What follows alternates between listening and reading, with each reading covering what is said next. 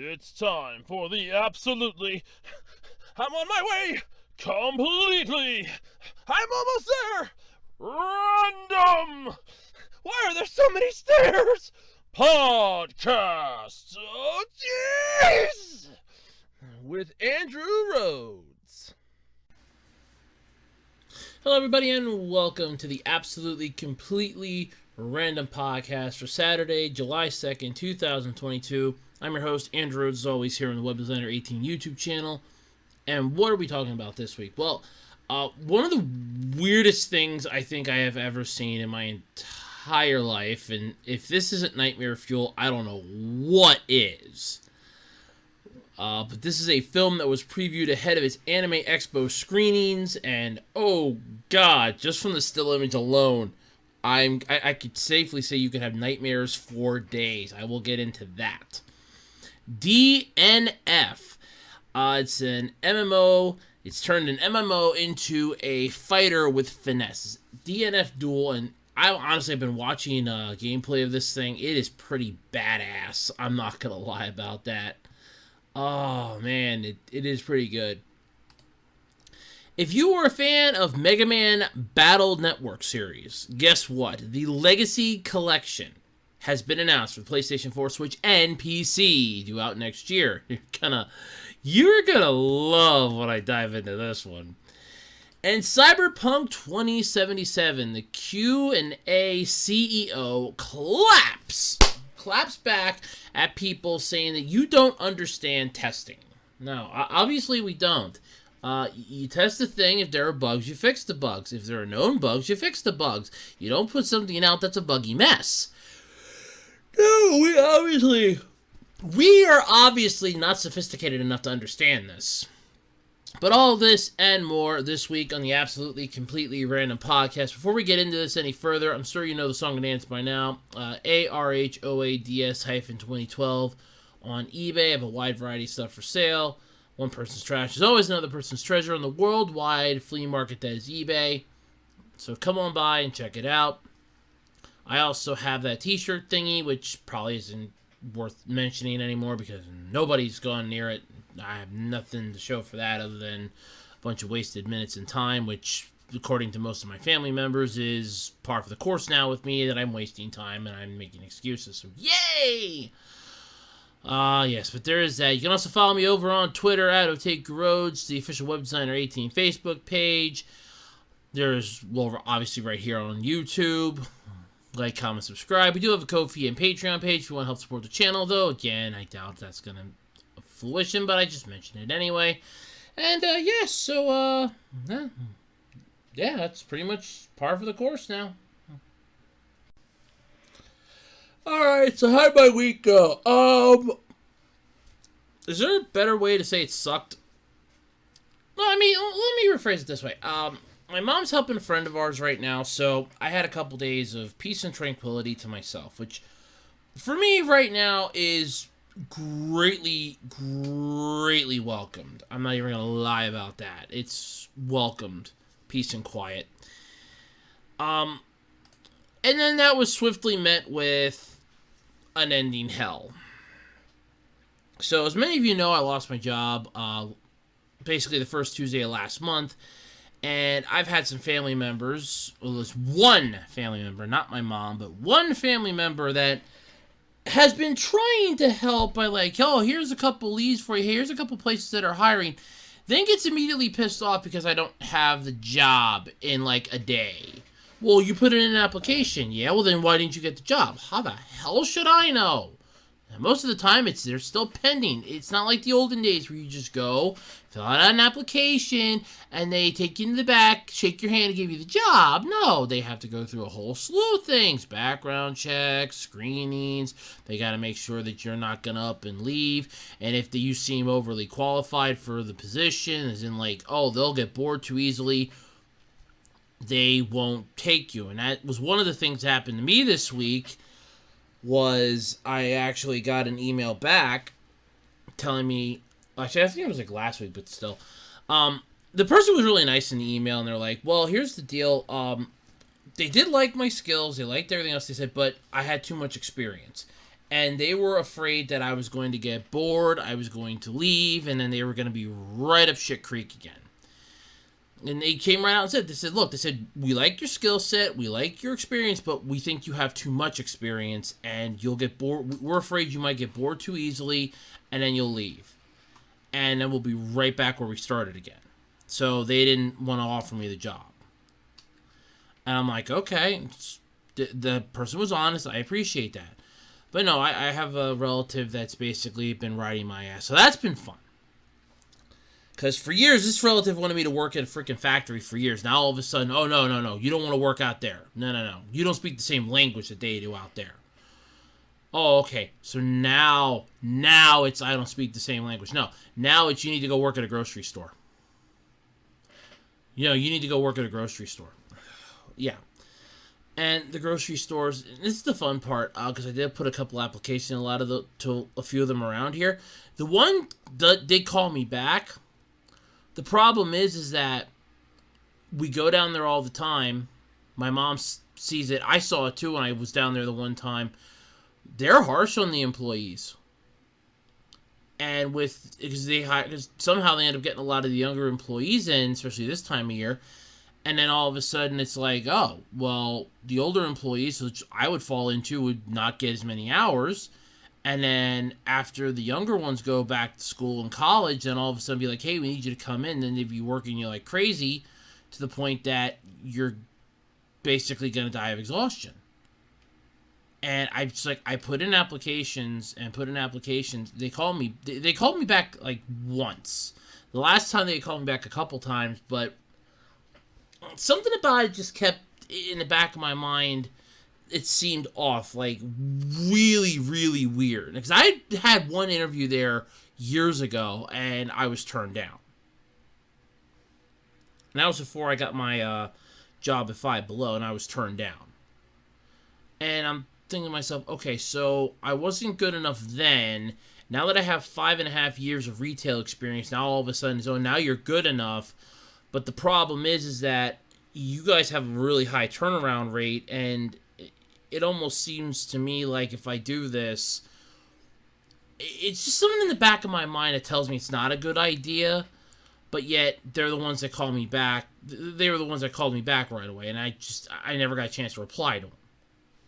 So, yeah, that's been that. But, and it's not laziness. It's, honestly, I didn't get a chance to reply back to them because then I ended up getting inundated with 3 other phone call messages and emails for a couple other places I put stuff out. I was like, hey, we want your application. And then those didn't pan out. And then by the time I looking at it, I was like, oh, I should have replied back to them. I'm like, well, now that offer's probably off the table now, too. So there is that. But, yeah, so that's been my week. It's not been pleasant. And this relative I help out at least once or twice a week, too, because they can't drive right now. They're having medical issues. They can't drive. So I was like, yeah, I'll chauffeur you around till I can find something else.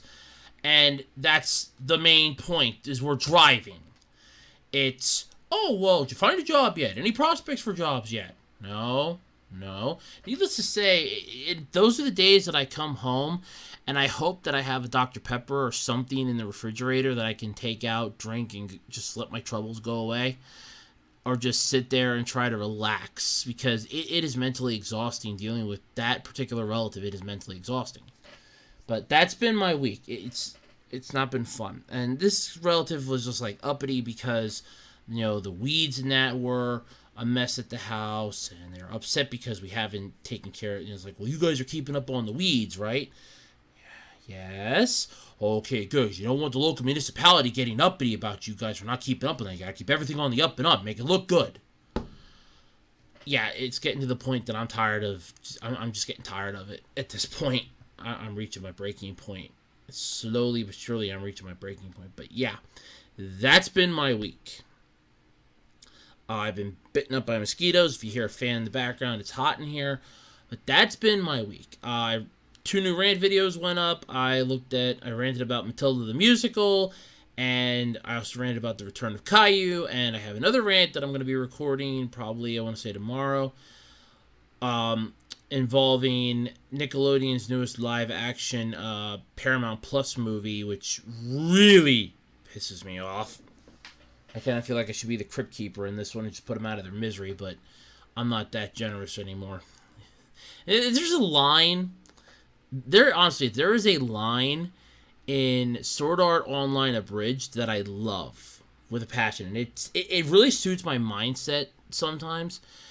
Where Kirito is on the bridge. This is from the episode where he was with Celia, and they were trying to rescue her. They were trying to get the flower to rescue her dragon. And in the abridged version, she goes, "Oh no, I'll back up." He goes, "Oh, that's cute." He goes, "You just stay here, but you might want to watch out. First 2 rows are splash zone." And they're about to take on this guild that's going around PKing everybody or player killing everybody. And it's not Laughing Coffin, it's some little minor shit show. And they try attacking him. It's like, "Oh yeah, no, I can regenerate faster than you can deal damage to me." It's like, we could do this all day, and you're not going to even put a dent in me. But, I have some good news for you. There's no need to wonder where your god is, because he's right here. And he's fresh out of mercy. That's the way I feel like some days right now. It's like, yeah, I'm fresh out of mercy when it comes to some stuff anymore. I really am. I'm fresh out of mercy. But yeah, so that's been my week. Let me know how your weeks went in the comment section below. If you actually listen to my podcast, you probably don't. I'm just, at this point, I think I'm just talking to thin air. I mean, the podcast gets like maybe, if I'm lucky, 18 views a week. 20 if I'm really lucky. I don't know how in the hell I got that 200 that time. Jesus Christ, that came out of nowhere. And it never happened again.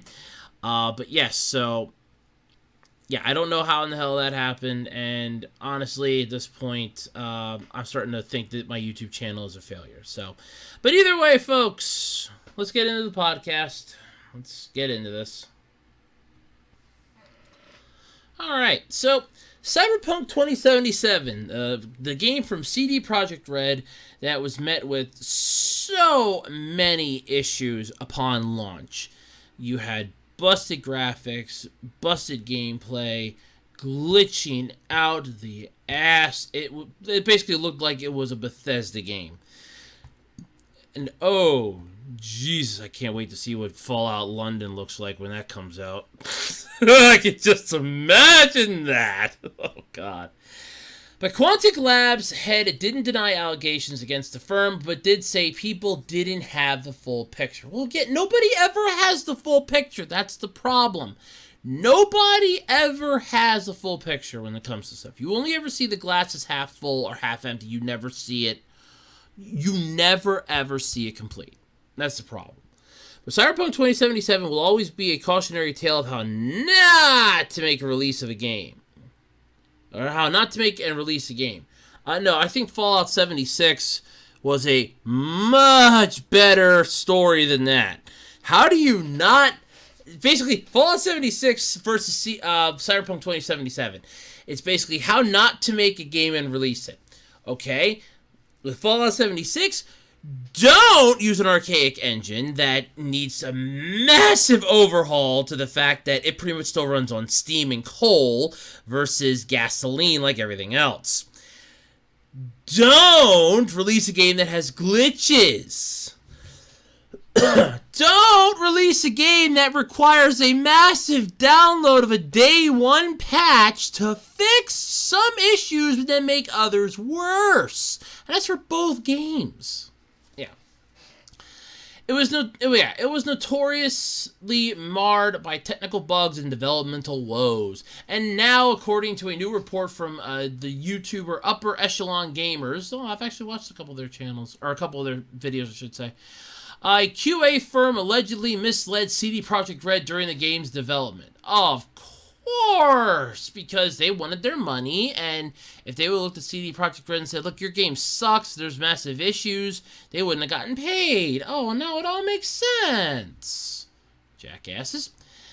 Yeah, but in response, the quality assurance company CEO, Stefan Sekarasu, and I do apologize for mispronouncing the name, by the way, has stated this is all just a big misunderstanding, according to a VGC interview. Okay, so, wait a minute. So, it's a big misunderstanding. So, you didn't mislead the company, your QA team was being honest, and they said the game was great, we loved it, and there were bugs galore. Did they think that was part of the gameplay features? Did they think this was like Sugar Rush and Wreck-It Ralph, and that's how it's supposed to be? It's Vanellope's glitch effect? Come on. Yeah. Upper Echelon Gamers posted a video on June 25th going over some deets he got from a whistleblower at Quantic Lab, a Romanian-based outsourcing quality assurance testing team. Quantic Lab has had a hand in ironing out bugs in some big-name games, including Desperados 3, Destroy All Humans, The Witcher 3, Wild Hunt, and Cyberpunk 2077. Ironically, 2 of those games were made by CD Projekt Red. So, yes. The whistleblower, an anonymous Quantic Lab employee who would not, I guarantee you, even if they would release their name, be like, yeah, no, I'm going to do this under anonymity, because they could lose their job for this, probably, because then that violates a DNA. Or an NDA, not DNA, NDA. Non-disclosure agreement. But this employee who UEG believes, or basically what was it, Upper Echelon Gamers, believes to be authentic based on a series of documents they claim to be in possession of, including a 72-page quality assurance testing file and detailed spreadsheets tracking workers' productivity. Wow! Worker productivity on a spreadsheet! Wow! That means nothing to me. I'm sorry, anybody can fake those. That means nothing to me. Explaining a June 23rd email to Upper Echelon Gamers what went down during Cyberpunk 2077's QA testing. According to the source, things started getting bad for this game around late 2019. Quantic Lab leads were apparently sent to Poland to work directly with developer CD Projekt Red. The team was supposed to consist of veteran testers, folks that had extensive experience with quality assurance, who understood the process and workflow. However, they ended up getting the youngsters in.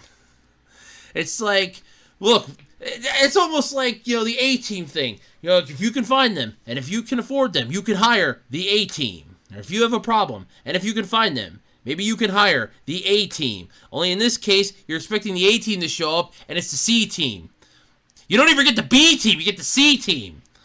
Well, where's the A-team? Oh, they're busy doing some massive ordeal. Well, who are you guys? We're the C team. Where's the B team? They're sleeping off a hangover. And they're like the low C team. It doesn't get any lower than them. The D team stands for dead. It doesn't get any lower. Yeah. But those that showed up, though, were apparently junior testers who had less than a year or so, in some instances, just 6 months of work in the field. What the fuck were they doing out there then? Six months of experience? 6 months of work? That's pathetic. Gee, and I thought I was set up to fail where I last worked at. Instead, believing they were getting veterans from Quantic Lab who had worked on The Witcher 3. But it wasn't just Quantic Lab's QA department that caused hiccups in the development. Quantic Lab upper management allegedly instituted a bug quota policy. Man, I apologize, I can't read and talk today. That required each individual tester to submit no less than 10 bugs per day. 10 bugs per day. So, I'm going to ask this dumbass question. What if there would be no bugs? What if they had no bugs? What if they actually had a game that they tested it and it was perfect right out of the gate? That once in a lifetime opportunity, what happened then? Oh, you're screwed. You're kidding me. The thing was that the new policy, which inevitably overworked employees, would increase productivity and further polish the game. No, that pisses off your employees and then they want to leave. in every way, shape, and form. To accomplish this, though, testers bombarded developers with thousands of minuscule errors, from items clipping to missing textures. According to Upper Echelon Gamer, the QA team focused too much on negligible or low-priority bugs to meet the quota. The source claimed the torrential rain of sulfurous glitches drenched workers across departments. Okay, so in other words, they just kept bombarding them with bullshit stuff that they started drowning in the bullshit, that when the bigger stuff that they needed to address started dropping, they couldn't hit it fast enough because they're drowning in the low-grade bullshit. Oh, the texture on this gun is wrong. Oh, no, the beard clip's here. Oh, these pants are folded in the wrong way. I have to meet my bug quota. That's 3 of the 10 I need. Yeah, that's bullshit. That honestly would have been the point when I think a lot of people would start walking out veteran. That's probably why they didn't get the veterans. Yeah, that's probably why. That's probably why they sent the juniors. Like, well, look, you have a 10 quota per day thing. This is a brand new game. You'll meet that 10 quota. You'll meet that 10 quota, that 10 count quota, no problem. Yeah. In response to the video, Quantic Labs CEO low-key told Video Games Chronicle that the whole thing was a misunderstanding. He didn't appear to deny or address any of the allegations. Instead, he clarified that the claims made in the video were full of inaccuracies about QA testing. So there's no bug quota? Is this sort of like the myth about the cops and a ticket quota?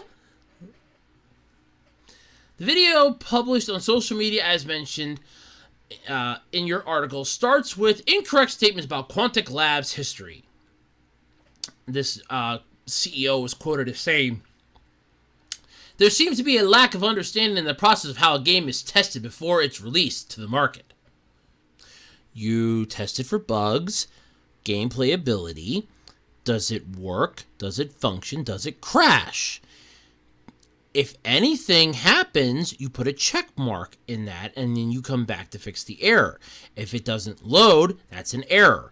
If it crashes 5 seconds after loading, that's an error. If you start having graphical issues, that's an error. Did nobody ever see the movie Grandma's Boy?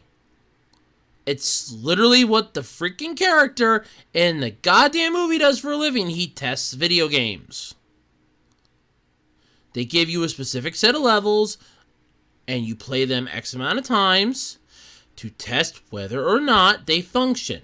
So basically, let me put it this way. This is how I've always understood QA testing for video games. Okay, because this is why I always wanted to be a video game tester. And then I found out now that I can't even do that. So that was fun.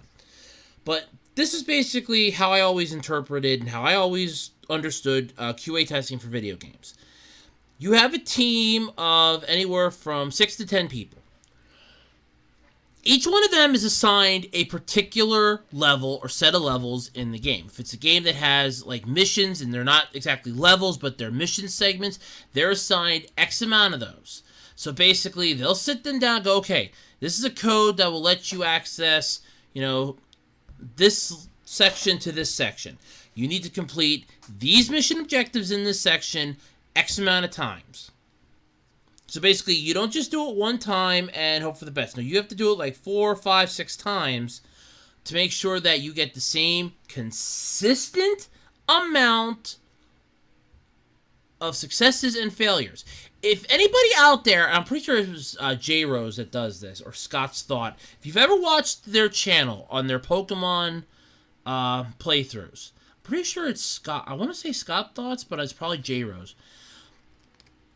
What they do, especially what the one's been doing lately, is they've been replaying certain sections of the game, and they've been doing it to try to optimize the run. So, let's say, for example, you're testing the... Let's just go back in time and say you're QA for Pokemon Red before it drops in Japan, okay? And you're told, okay, you need to play the start of the game, and you need to go up to and beat Brock. That is your entire point. That is your entire, assignment. You need to play the game up to Pewter Gym, and you need to beat Pewter Gym. That is your assignment. So you basically go through, you make sure that you can't piss whip your way through the Elite Four gates without having any badges. Make sure that the guard stops you there with the error code. Make sure that line of script works and that RNG works. Like, look, nope, you don't have this, you can't go through. Nope, you don't have this, can't go through. Make sure that you can battle your rival at the optional rival fight in the start. Make sure that you can get Professor Oak's parcel. Make sure that you can encounter wild Pokemon. Make sure the random number generator works. Make sure that your character screen works, character selection, Pokemon screen. Make sure there's no glitches in anything up to that point. And then you battle Brock. And then you have to do this, like, X amount of times. And you go, okay, well, I battled Brock, like, 10 times, and I could not beat him with this Pokemon. I had to level up to this level in order to beat him. That's QA testing. Because they're trying to make it so that the start of the game is fun. Now, same thing goes later on. Let's say person number 7. They're tasked with battling the Elite Four. So basically, their assignment is this. You have to battle the Elite Four, let's say, 15 times. You have to make sure that they can be defeated. You need to make sure they can be beaten easily and or with the least amount of effort. And you have to make sure there's no glitches, no bugs, no exploits. And they go, okay, yeah, I beat the Elite Four, but there was an issue, though. The AI for the one just kept spamming status moves that did absolutely positively nothing. That's an error report. Yes, I was able to beat this. However, there's an issue with your one character. Like, I'll say Agatha, because in Gen 1, it's the Agatha lottery from everything that I've been seeing for these old videos. And the people that are willing to play those, I'm not willing to play that one after trying Pokemon Yellow. That pissed me off. So let's go with that. And all of a sudden, it's like, yeah. So they're battling. They say, hey, Agatha, I'm having some issues with Agatha. I can beat her, but she's only using status moves. That's it. She's not using any attacking moves. For any of her Pokemon, even the ones you can hit with normal moves, she's not using any status moves whatsoever. Or, hey, I'm battling Agatha, but for some reason my normal type moves are able to nail her Pokemon. I don't understand what's going on here. It's not supposed to happen according to your development notes. Normal types not supposed to be able to hit ghost types. With the exception of one move, which you put in here just in case. So, okay, that's fine, but you're still, they're hitting. Like, tackle is hitting. Tackle's not supposed to hit. So that's a bug. That's how I've always assumed QA testing works. But yeah. So apparently the CEO, though, said no global publisher leans on just a single QA team. Suggesting CD Projekt might have recruited multiple groups to debug Cyberpunk 2077. Quantic Lab supports over 200 projects per year from several global leading publishers and continues to maintain a quality comes first approach. Yeah, right. All our customers' agreements are confidential, but in general, global publishers are working with several QA outsourcing companies, not depending solely on one. In addition to internal QA resources at developer level, in most cases, each project we undertake is unique with regards to project requirements. Project direction is agreed and adjusted accordingly. As per real-time requirements with our clients, Quantic Lab always strives to work with transparency and integrity with our industry partners. When you translate that into English, it basically says that this isn't our fault, it's one of the other QA team's faults, and you're singling us out. Okay, so while that might be true, and it makes sense, first off, that yes, you're not going to throw all your eggs into one QA basket because all of a sudden it could be like, hey, that team might actually suck, or hey, we want to get results from different people. We can't just rely on one group to do this. So yeah, it would make sense that you're going to have 6, 7, 8 different people doing it. However, there are some companies that might just have a dedicated team of testers. So they might have like their own team and go, okay, so we have our internal team that knows diddly shit about the game, and they're going to test it for us, and then we're going to have this outsourcing company test it for us, and we're going to compare the results. Because then you're going to have the ones that are internal that you might have, like, let's say 3 of those people might know about the game internally, and then the other 3 don't. So you have a broad spectrum on that end. And then you have the complete outsourcing of the QA testing from the other team. So now you're basically like, okay, we have 2 different sets of people here, so now let's see what happens when they come together, and let's see what we get. And that's where you get this stuff. Yeah. Kotaku, though, reached out to CD Projekt Red and Quantic Lab for comments. So, yay. So, basically, what this entire article is spewing is that, yes, Quantic Labs was responsible for QA testing, but they were apparently just one of the QA testers that were doing it, and they're basically saying, it's not our fault the game sucked, go blame the other ones. But yet, your team, according to this anonymous whistleblower, your team was tasked with finding no less than 10 bugs per day.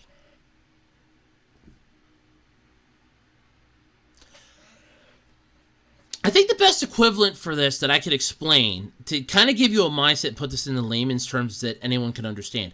Imagine you're in school and your teacher tells you that they want you to reread this passage 8 times. And it's like 4 or 5 pages long. Okay? And they want you to find every single error. You're going to find those errors the first time, and you're not going to find anything new the next time. With a game like, with any video game, the only change and the only difference is you're checking the same thing over and over and over again, yet the game can change what's happening. Whereas the passage will stay the same, the game will change. Because of the random number generators that are used in the code to generate certain events. Let's say you're battling a random enemy. That enemy could be, could use a shotgun. That enemy could use a laser rifle. That enemy could just use their fists. It depends on what the RNG says for it. And it does it in quick succession. So you can't determine what's going to happen. So that's the only changing variable. Hence why with video games, you have to do it 6, 7, 8, 10 times to get a broad spectrum. You just can't do it once and say, okay, that's set. You need to see if it's going to change and if any of those changes will be duplicated. That way you can say, yes, I can successfully beat this 10 times with this weapon. It's not a problem. No errors, no bugs to report. It was fine. Then you have this, where it's like, you need to find no less than 10 errors per day. My guess is that if you're assigned, if I'm going off of how I've always thought QA testing for video games works, and you're assigned X amount of levels, you probably have to find 10 bugs, no less than 10 bugs per level you're assigned. Now, let's say they have a team. Let's say that the entire team that Quantic Labs sent was maybe 10 people. Each one of those 10 people is assigned maybe 7 to 10 missions each. Because there's no levels in this, to say it's 7 to 10 missions each. They have to test those missions. They have to test the cut screens. They have to test the whether or not the enemies are easy to beat, whether or not the enemies are going to glitch through stuff. They have so much they have to test, and they have to do that X amount of times. And they have to find something wrong. So let's say in every single one of those 7 missions, they found 10 things wrong. Each one of those is giving 70 possible issues. Out of all 10 of them, that's almost 7,000. Let's see. That's over. Wait, hold on. 70 times. No, it would be 700. So it's at least, well, actually it's more than that. Hold on. Hold on. It's gotta be more than that. My math cannot be that off this morning. Okay, let's not do that. 70 times 10. Okay, so it would be 700. So it would be 700 errors.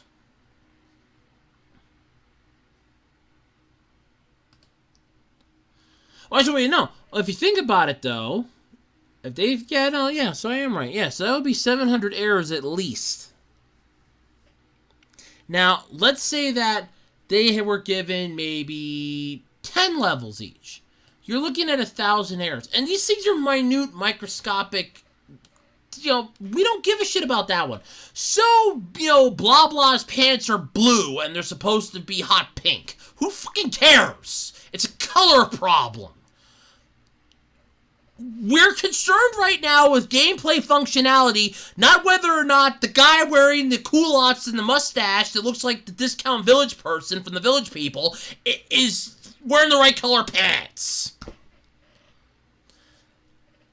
They're going to drown them in a shit ton of those errors, and then all of a sudden it's going to be like, well, then what happened with the bigger errors? Oh, we didn't have time to fix the bigger errors because we were too busy changing Coolio's hot pants.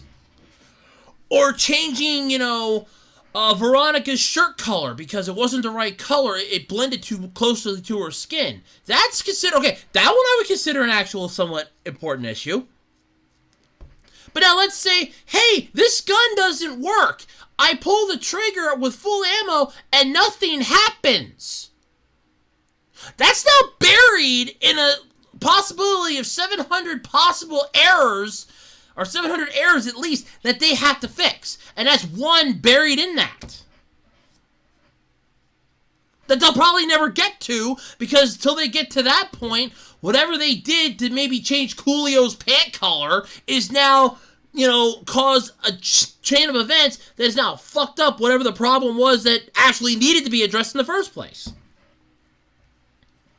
So yeah, this CEO can just basically go fuck himself. You're telling everybody, oh, no, we're not at fault here. You're basically coming out saying, we're not at fault here. They have other QA teams. We're not at fault here. This isn't our fault. You go blame the other ones. This isn't our fault. Fucker, it's your fault. Just man up and fucking admit it. But yeah, so Cyberpunk 2077, this is how you not make a game. Fallout 76, this is how you not make a game. Please, game developers and publishers, learn from this. Learn from these two examples of how you don't fuck something up. Please. So we don't have articles like this down the road. Yeah. Alright, so fans of the Megaman Battle Network series basically got a massive early Christmas present this year in the form of there's a new game coming out next year. The Legacy Collection was announced for the Nintendo Switch, PlayStation 4, and PC. Which, first off, that's impressive that they're shoving this onto the PS4. Mega Man Battle Network was entirely Game Boy Advance and that one odd-off DS version. Seriously, those were GBA games. That was a cult. If you ever want to play a classic, decent, adventure-style GBA game, and you have Golden Sun and you've beaten the hell out of that game, Mega Man Battle Network. I cannot stress this one enough how impressive it is. So, this has been announced. It's going to include all 10 of the Mega Man Battle Network games. And I actually had to think there for a second when I saw the trailer. I'm like, 10? I'm like, what? Like, 10? I did not think there was 10. No, there's 10. Battle Networks 1 and 2, both versions of 3, 4, 5, and 6. See, because I forgot, I'm like, okay, so there's only 6 of them. Not realizing that they're including both, versions. Which, honestly, to me, I would have just said, if you're going to go through the trouble of just throwing all these together, why not just combine the two half ones together into one and be done with it? But, no, it makes sense. But first released back in 2001 for the Game Boy Advance, the series combines strategy and card builder elements, which are, honestly, it's really not bad, controlling Megaman.exe on a 3x6 grid. Honestly, if you've ever watched gameplay of this, you'll think it looks boring as hell. It's not. I got a massive kick out of playing this, and I started with Battle Network 2. I did not have Battle Network 1. I never had that one. I started with Battle Network 2, went to Battle Network 3. I got a copy of Battle Network 4 after I had already beaten Battle Network 6. And the only reason why I got in Battle Network 4 then, I found it used at GameStop, was because I wanted to see the whole dark chip stuff, and I didn't even bother finishing the game because I started getting bored way too fast. Never had Battle Network 5, because that was the one that they split. It meant that they split, one version was GBA, one version was DS. I remember that. But this was impressive. You could do program advances, you could do battle chips, make them different. It was just freaking beautiful. I loved the game. Battle Network 3, I actually went to look for the strategy guide. And that was back when Borders was still around yet. And I remember my mom and I, was like a Saturday, because I had the little part from the instruction booklet. I, ripped that off the instruction booklet, and I'm holding on to it. And when we went to Borders to see if they had it, and we're standing there at the information desk, I held it out and said, I'm looking for this. And the lady goes, okay, she goes, I'm going to walk, she goes, I'll go check quick. Because I wasn't sure where I was. I'm standing there, and my mom walked down. The lady walks back, she has it in her hands, and my eyes lit up like freaking, like a 5-year-old on Christmas that just saw a mountain of sugar. I was just like, yes! That's what I wanted! That's the one! That's the one! I played the hell out of that game. Because Battle Network 3 actually was a little bit challenging because only certain things were cut off.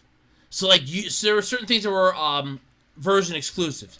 If you had the white version, you couldn't do certain things that were only in blue version and vice versa. There were certain villains that were different. They had different battle strategies. It was still a fun game. Battle Network 2 was the first one I started with. Then I just went into it, played it. It was a good game. I could not beat the post-game stuff. I think I got to Pharaoh Man. No, I got to Blast Man, I think. I don't know, it was one of the two, and I'm just like, fuck it. I think I barely beat him, and I looked at it, and I'm like, you know what? Screw this. I've had my fill. And I was done. Battle Network 3, played it, loved it. I actually think I did complete that one. Because I remember going through getting most of the stars. Oh, wait, no, I didn't fully complete it because I didn't do all the time challenges. Because there was a challenge where you had to beat certain navies with your extra folder, and you had a time limit to do it.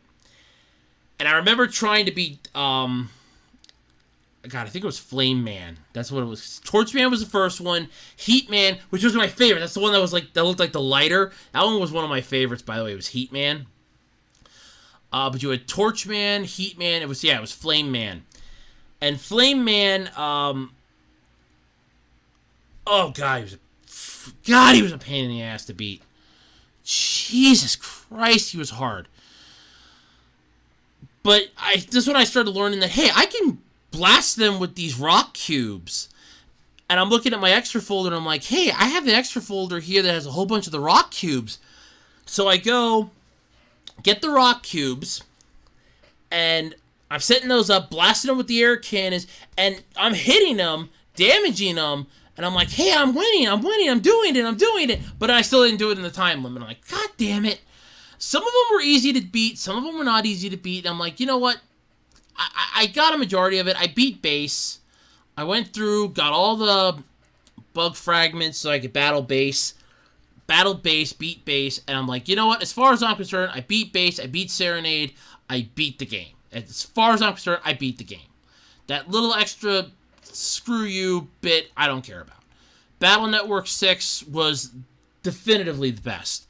because that's where you had. I had Greygar. I had Cybeast Greygar, and I did sell that one then years ago because I kept the box. I had the box. I had the instruction manual for it, and I had the game for it. And I remember putting it up on eBay, and I remember the person was like, "Oh my god!" They were so excited that they were gonna finally be able to play this game, and they're like, "Hey, it's kind of complete." So I said, "Yes," because I had the box yet. I still had the instruction booklet. Everything was still in the box. And I'm like, refolded the box back up, put the whole thing, shipped it out. And I'm like, "Yeah, here you go." And it's like, oh my god, it's like one of the only games that I ever had that. And I was just like, god damn. But yeah, and it made my day because I'm like, hey, I had fun playing it. I played it, I beat it, I had fun. But yeah, because Falzar was the other one. That's the one where it was the bird. But yeah, this was fun though. Aside from there was like that Megaman Battle Chip Challenge, which I played, I couldn't beat. I couldn't even understand how that thing worked. I think I lucked out like 90% of the time. And then my luck just ran out, and I'm like, you know what? Yeah, I lost me fast. Then there was that network transmission for GameCube. So I wish that those two would have been included in this, but it's just all of the Battle Network games, which makes sense. However, when I'm watching the trailer for this, now, first off, I did love this. The games were re-released digitally for the Wii U, but remain largely absent from the modern digital stores, especially since the Wii U store is pretty much dead in the water. And this was announced during Nintendo's Direct Mini. So yeah, the package is going to be split digitally as Legacy Collection Volumes 1 and Volume 2. Which is kind of weird. However, first off, love the artwork for this. Love the artwork for the logo for this. That is kick-ass. If that doesn't scream Battle Network, nothing does. Love that. So, they have in here the list of the games, the key features. You're getting all 10, and I have two different articles. I have one from Gentatsu and from IGN. IGN's was basically your basic, here's what you're getting.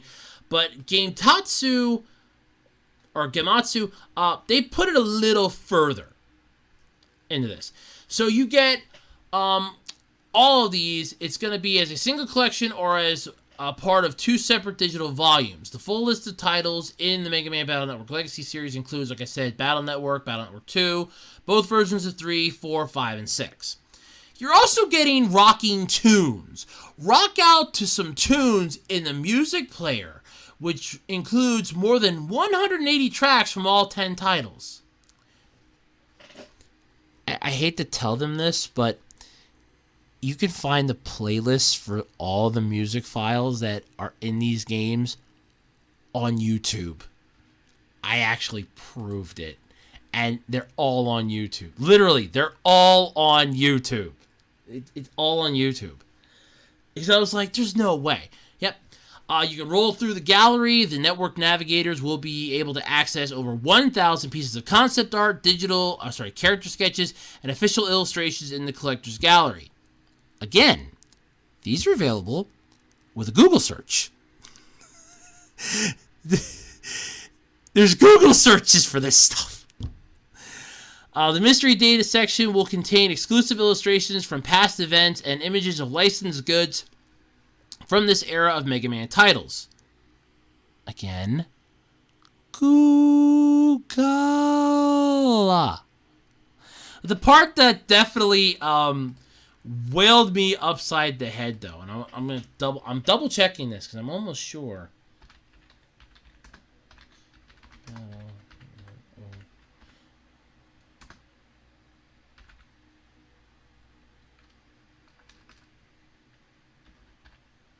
Battle Network soundtrack. All right, there we go. I know.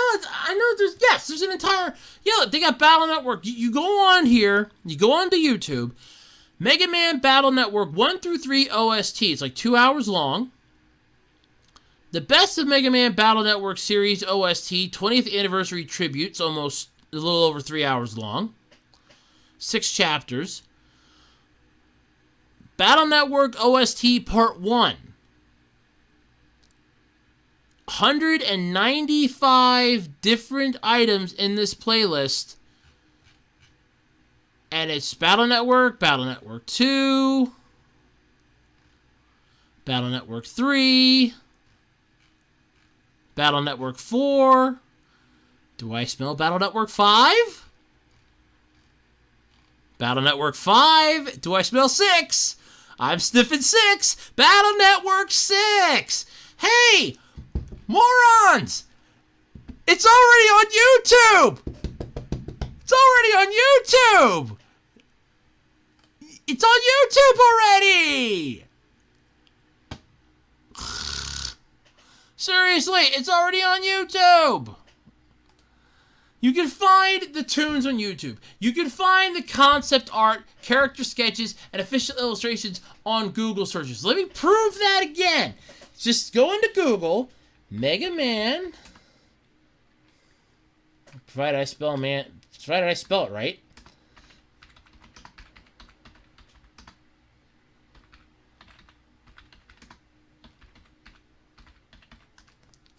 I don't know, we're character sketches.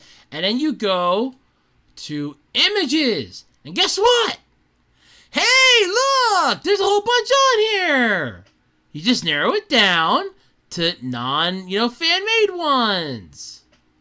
It's really not that difficult to do, by the way. So, yeah, it already exists on the internet. Hell, there's even a thing from the freaking, there's an entire LAN one here. From Battle Network's 1 strategy guide. So, yeah, they exist already. Here's another one from here's one from Battle Network 3. First Comic News has it up on here. You have Stone Man, Wood Man, Number Man, and Fireman. Well, it was technically Torch Man in the anime, but still. They exist via Google search. Okay? They exist via Google search. The playlist exists via YouTube. I don't know what you're smoking. Okay? I don't know what you're smoking. I don't know what you're huffing. I don't know what you're smoking. I don't know what you were on that night to think, yeah, no, this is gonna be fine. We're gonna have this. It's fine. Okay, so apparently all of our stuff's already out there on the internet. Everything we had featured in here is in this. But the part that gets me, okay? The part that gets me the most out of this entire ordeal, this is what gets me. Crisp visual filters. Optional high-resolution filters allow players to enjoy smoother, less pixelated visuals. Players can turn the filters off/on at any time if they would prefer to enjoy the original visuals of the Battle Network games. Why remake this in a Legacy Collection if you're going to upscale it, sorry ass? If I want to upscale it, it's called an emulator. I want to play this with pixelation. You want to play this like the original. It's a Legacy Collection so that it's supposed to be like the original. You want it to be that cool and crisp. You want it to have the pixelated look. That's what made it unique. When you have that look, it's like, oh yeah, and it looked fine to me, by the way, when I first fucking played it. And you can get this stuff, again, you can upscale it in freaking emulators. Whoever's playing it now is probably playing it via emulators. You can get this shit in emulators and upscale it to 4K. I mean, for the love of God, that honestly to me was the biggest middle freaking finger there was, as far as I'm concerned. That was the biggest middle finger I have ever seen. When they're like, oh, well, you'll be able to upscale it, crisper visuals. It's supposed to be slightly pixelated. That's what made it unique. That's what gave it the coolness factor. It's like, look, it's a game. Yes, it's a game, but it's a game that, we're not sure people are going to receive it well. It's going to have these weird-looking visuals, but it's fine. It's a game. It's what it's supposed to look like. It's not supposed to be crisp and clear. I want it to be somewhat pixelated. That's what made it so cool. That was the Game Boy Advance hardware at its finest. It didn't detract from it. It made it look fine. It's like, oh no, we're going to get rid of that pixelated look. You can upscale it. Then why bother releasing it? Again, if you want to upscale it, just play them in a fucking emulator. Hell, I can actually do you one better. If you actually do play it in an emulator, you can actually unlock some of the hidden stuff that was locked away in Battle Network 6 that included Bokai stuff. Because Bokai didn't sell well here in the U.S., they had to trash the shit that Capcom had in Battle Network 6. They had to trash a lot of that. You still got Gunday Soul as a battle chip, but there was an entire mission where you had to team up with Solar Boy Danjo and take on the Count. Well, you can't exactly do that in Battle Network 6 because they removed that for the Western release. It's only available in the European versions, in the Japanese version. Hey, emulators, I can play that version. I can play that game. I can one-up this. I don't know. To me, it feels like a massive misstep. It's a good step that they're re-releasing this. It's bad that they want to change the visuals and a few other things, but you know what? Beggars can't be choosers. I wish they would do this for Golden Sun and give us Golden Sun as a legacy collection. And better yet, give us Golden Sun 4 and combine all of them together. No, they'll never do that because Camelot's too busy making fucking sports games for Nintendo. So, but yeah, if you're interested, it's coming out next year. I'm looking forward to it in a way, but I'm not going to play it because, in all honesty, I could just download the fucking ROMs and play it on emulation. Then I can save it. I can, I can have more fun. Because for me, I can play it the way I want to play it, which is I don't have to have a fucking PS4, a Switch, PC. I can already play it on a PC. It's called emulation. I can already play it on a PC. It's called emulation. Just get yourself a DS emulator, because a lot of those can run GBA games. Problem solved. Good night.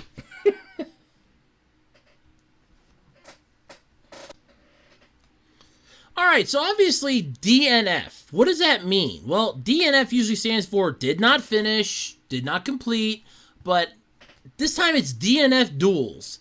So this thing has been blowing up all over the place, and honestly, it's not bad from the gameplay that I've seen. Have I played it? No. Have I watched it? Oh, you bet your ass. It's a really cool fighting game. It's turned an MMO into a fighter with finesse. So unless you're intimately familiar with Dungeon Fighter Online MMORPG, which has been around for 17 years and ranks among the most widely played action RPGs, maybe, you'd be forgiven for scratching your head at the initial announcement of DNF Duel. While the property might not be the subject matter you'd expect for your next fighting game session, the pedigree behind the latest spin on this world and characters is enough to make heads turn immediately. Simple formula, it's a vibrant world, a slew of attractive characters. I'm not even kidding. Some of those females, I think, have gravity-defying attributes. It takes a massive... This is just cool. Mix them up with the expertise of developers Arc System Works, Eliding, and Neopal, for pure animated fighting bliss. And it works. I've seen gameplay of this. It's really cool. It's got a plentiful roster, a few characters. Most everyone will want to learn, to some degree, a deep strategic, mechanics, knockout visuals. DNF Duel is absolutely worth adding to your regular lineup of fighters. Hopefully this one won't stay too far under the radar because it stands shoulder to shoulder with some more popular genre staples out there. Was previously selected as one of the official esports titles at the upcoming ARC World Tour 2022 event, which kicks off its run around the globe at the Evolution Championship Series 2022 this August. So if you feel like taking this one pro, the opportunity is there. For everyone else, they'll see you online in a fierce battle and very casual matches. But yeah, it's really not bad.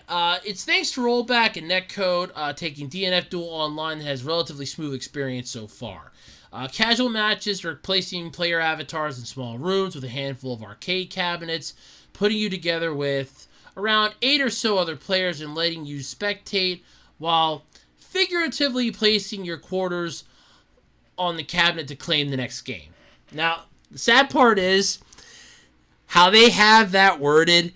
I don't think anybody born after 1995 is going to know what that means. For those of you that don't know what that means, or any Gen Zers out there, back in my day, youngsters, because apparently now I'm old too, but back in the day, at video arcades, to claim next game, you put your quarter down.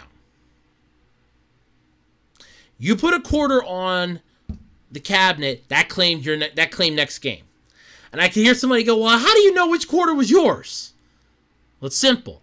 If yours was the fourth one down, so like let's say there was 3 other quarters there before you and you put the fourth one there, yours was the fourth one. It always goes from the left. So yours was the fourth from the left. That means you're the fourth one to play after the other 3.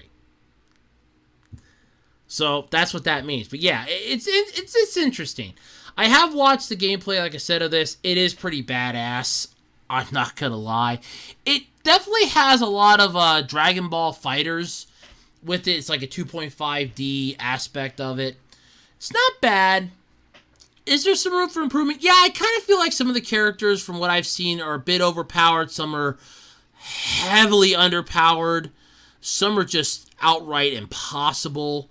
So it's good, bad, and there's some issues involved as well. But still, it's not entirely horrible.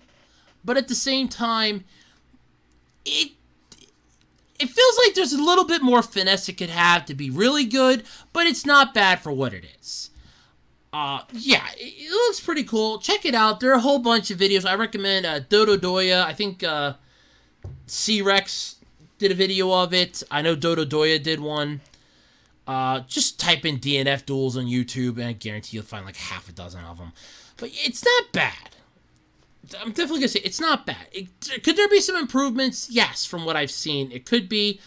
It's out for the PS4, PS5, and PC. It's rated T. Arc System Works in Lighting and Neopal were the developers with Nexian as the publisher. So it's not bad. Definitely could use, like I said, a little bit more finesse, but otherwise, it's not too shabby.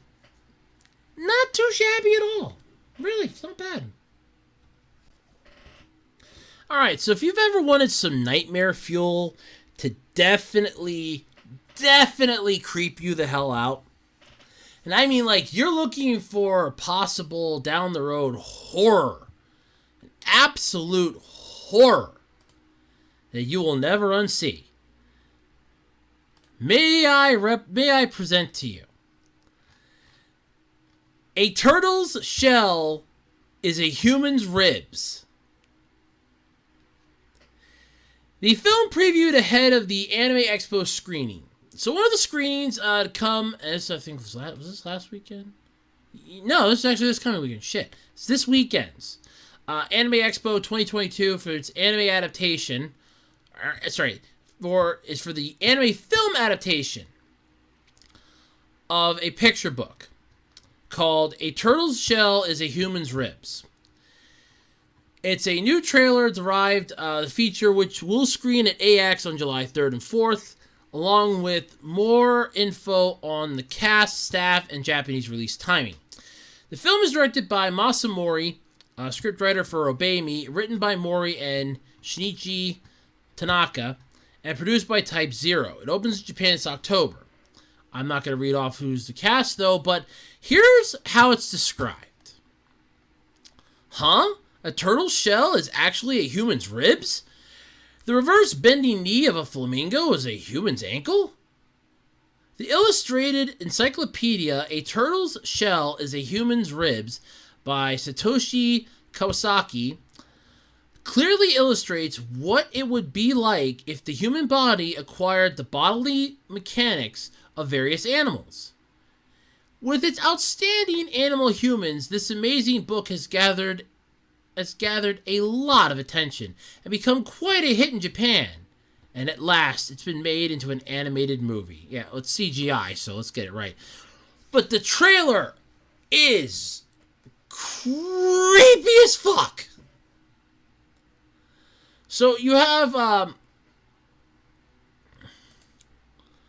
okay, so I first off, if you want to watch this trailer, I'm not dealing with possible copyright bullshit here, so I'm not going to show this trailer. If you want to see, it's in the article. You have a kid banging on his turtle shell ribs with 2 drumsticks, which is horrifyingly enough. You have another kid with what appears to be frog legs. Or is that the flamenco legs? It looks more like freaking frog legs as he's hopping around. Which is even creepier. They are apparently friends. Even more creepy. But then it gets worse. There's a scene in this where there's 3 girls with elephant trunks on their faces. There's more elephant trunk people. The turtle shell kid. Yeah, Look, I hate to say this. This almost seems like the type of beings that, if they would exist, I kind of feel like would be put out of their misery. That they would just say, look, we're going to stick you... No. We have the special room here for you. It's really nice. It's going to be nice, peaceful music. And they stick them in there and like, hey, you're right. This is peaceful music in here. Yep. We know. And then they slowly start turning on a gas knob. That's what it kind of feels like to me. This is creepy. In the visual they have up here in the article, you have Frog Kid here hopping along, Turtle Shell Kid, and then there's one that has a super long neck. This, to me, first off, it's a CG. So, animated my ass, it's CG. Well, okay, that is animation in a way, but still. When you look at this, this almost looks like it's freaking glitches from the fucking PS1, PS2, and GameCube era. Or even, no, hell, I'm going to take it one step back. It looks like glitches from the N64 era, too. Like the super long neck, the hoppy, the weird legs and feet. This literally looks like, I swear to you, it looks like glitches that would affect a freaking PS1 or PS2, even an N64 game. It is extremely creepy. This is taking Japan by storm. Be my guest, take it by storm. I'm going to hide and weather this one. If you need nightmare fuel, go for it. This is your nightmare fuel for the next several decades. I mean, Frog Kid looks like his feet are hands, which is even creepier yet. You have the whole, we're going to, the turtle shell is a human's rib cage, which is freaking weird in itself. I mean, and that kid's able to bend, by the way. He's able to bend, sit, and everything else. That would not be possible. Have you seen how turtle shells are? When my mom and I used to drive around and go down to this one convenience store, we used to take the back street, and there was a turtle. I nicknamed him Luigi the Pissed. He was the 7th Ninja Turtle. Okay, he was the secret 7th Ninja Turtle, Luigi the Pissed. And Luigi the Pissed, I wanted to help Luigi get off the road. So I go to try to pick Luigi up. Luigi snaps, leaps a good almost half a foot off the fucking ground, because it got up really high, scared the shit out of me. I'm like, you know what? Fuck you, turtle! And I left it there. My mom can vouch for this. I nicknamed him Luigi the Pissed. You had Venus, the 5th Ninja Turtle, Solario, the quadriplegic was the 6th Ninja Turtle, Luigi the Pissed was the 7th Ninja Turtle. Okay, that was Luigi the Pissed. Luigi the Pissed was the 7th Ninja Turtle. That show was hard.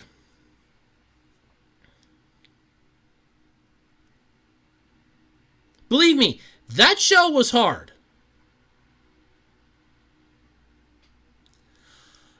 And the whole time, and I'm thinking to myself that afterwards, because the part that I was trying to get to was on a bit of a hill, and I'm thinking to myself, I really hope it didn't land on its back. And at the same time, I think to myself, when it snapped up and it wanted a chunk of my hand. It wanted a piece of me. I'm like, in the back of my mind, I'm like, you know what? I kind of hope you did land on your back. I wanted to help you. I wanted to be nice. You stabbed at me. No, I'm fine with this. I didn't worry about it then after that. But yeah, that was Luigi the Pissed. That was the 7th Ninja Turtle, was Luigi the Pissed. But yeah, this thing is complete and total. My God, it is just creepy as hell. I mean, it's creepy. It is full-on creepy as hell. I'm not going to lie. I'm not going to argue this. It is creepy.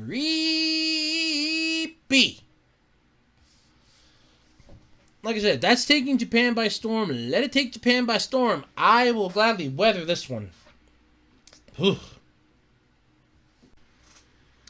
Alrighty then, everybody. That's going to do it then this week for the Absolutely Completely Random Podcast. I'd like to thank everybody for hanging out for the last hour or so. It's been a blast. Catch you all next time. Don't forget, we do have a Patreon page, patreon.com/webdesigner18. We also have a Ko-fi page. There's my eBay page, RHOADS-2012 on eBay, as well as, well, they got that t-shirt thingy, but that's in the description. And, of course, you can always shoot me up over on Twitter at @OtakerRoads and drop a line at the Web Designer 18 Facebook page. Don't forget to like, comment, subscribe, ring the notification bell so you can be made aware of when new videos drop right here on the Web Designer 18 YouTube channel. And I am out of here. I will catch you all next time. Bye, everybody, and I will see you later.